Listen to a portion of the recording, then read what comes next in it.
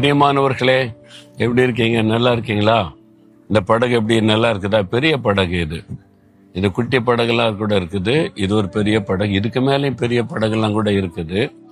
எங்க மீனவ நண்பர்கள் மீன் பிடிக்க போறதுக்கு பயன்படுத்துகிற ஒரு படகு இது.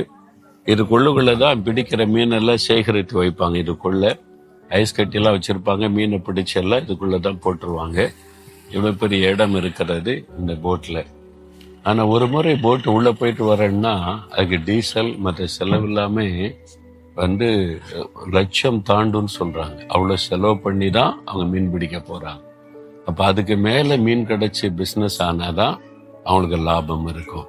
இதுல ஒரு போட்ல 10-12 பேர்லாம் கூட போவாங்க, 8 பேர் போறதற்கு.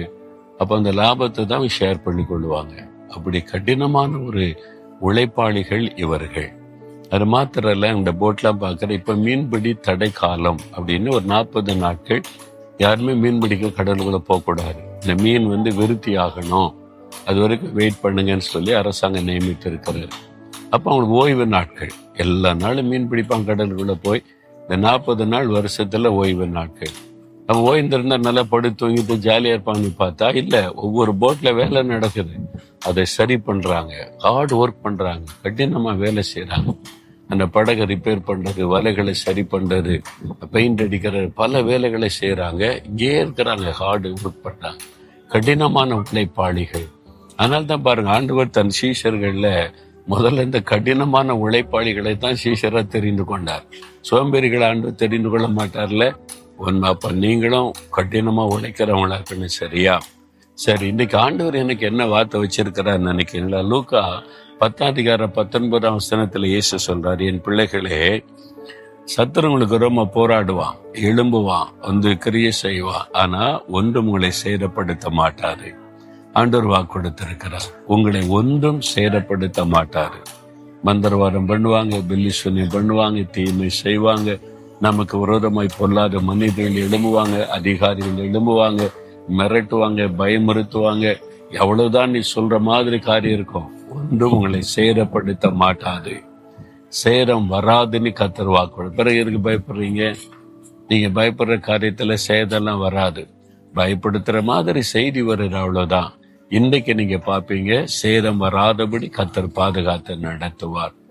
ஒருத்தர் சொன்னாங்க, ஒரு சமயம் தெரிந்த நண்பர் பிரயாணப்படும் போது கார் விபத்துக்குள்ள ஆகிவிட்டார். சொல்றாங்க, அப்பட மாதிரி நொறுங்கிட்டு அப்படின்னு. அந்த போட்டோ எடுத்து காமிச்சா அதுக்குள்ள இருந்த ஒருத்தர் கூட பிழைச்சிருக்க முடியாது. அந்த அளவுக்கு கார் நொறுங்கி அப்பள மாதிரி ஆகிவிட்டது அப்படியே.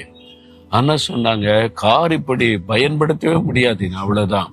ஆனா உள்ள இருந்த நாங்க 4 பேர் இருந்தோம், ஒருத்தருக்கும் ஒரு சேதமும் இல்லை, ஒரு காயம் கூட படலை, ஒரு ரத்தம் சிந்தப்படலை, ஒரு எலும்பு முறியலை. இது எப்படி ஆச்சரியம்! அதுதான், இவ்வளவு பெரிய விபத்து ஏற்பட்டு காரை அப்பளம் போல நொறுங்கி இருக்குது, ஒருத்தருக்கு ஒரு சேதம் இல்லை. இதுதான் ஆண்டவர் கொடுக்கிற பாதுகாப்பு. உங்களுக்கு விரோதமா போராட்டம், நெருக்கம், உபத்திரம், பாடுகள் எல்லாம் வரலாம், உங்களை ஒன்றை சேதப்படுத்த முடியாது. பயப்படாதுங்க. ஆண்டவரை பார்த்து சொல்லுங்க, நான் விசுவாசிக்கிறேன் ஆண்டவரே, ஒன்றும் என்னை சேதப்படுத்த முடியாது என்கிற வார்த்தையை நான் விசுவாசிக்கிறேன். எந்த மந்திரவாத, பில்லி சூன்ய, பிசாசின் கிரியை, மனுஷர்கள் எந்த கிரியைகளை என்னை சேதப்படுத்த முடியாது, ஏன்னா நீங்க என் கூட இருக்கிறீங்க அப்படின்னு சொல்லி பாருங்க. இன்றைக்கே ஒரு அற்புதத்தை நீங்க பார்க்க போறீங்க. சொல்றீங்களா? விசுவாசத்தோட சொல்லுங்க, இயேசுவே, நீங்க வாக்கு கொடுத்துட்டீங்க, ஒன்றும் உங்களை சேதப்படுத்த மாட்டாதுன்னு. ஏன்னா நீங்க என் கூட இருக்கிறீங்க, நான் விசுவாசிக்கிறேன். எந்த மனிதனும், எந்த பிசாசின் கிரியைகளும், எந்த பில்லி சூன்யமும், எந்த பொல்லாத மனிதர்களும், அதிகாரங்களும் எதுவும் என்னை சேதப்படுத்த முடியாது. நான் அதை விசுவாசிக்கிறேன். அப்படியே என்னை நடத்துவீர். அதற்காக உமக்கு ஸ்தோத்திரம், ஸ்தோத்திரம். இயேசுவின் நாமத்தில் ஜெபிக்கிறேன். ஆமேன், ஆமேன்.